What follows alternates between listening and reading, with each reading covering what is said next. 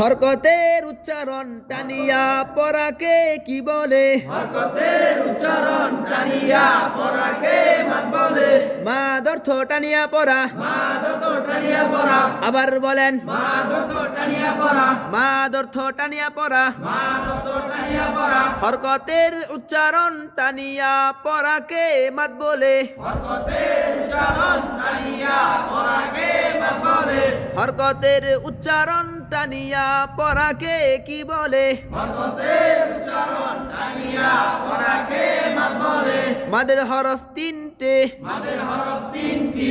Wow আলিফ ইয়া। Wow আলিফ ইয়া। জবরের বাম পাশে খালি আলিফ মাদের হরফ। জবরের বাম পাশে খালি আলিফ মাদের হরফ। জেরের বাম পাশে সাকিনওয়ালা ইয়া মাদের হরফ। জেরের বাম পাশে সাকিনওয়ালা ইয়া মাদের হরফ।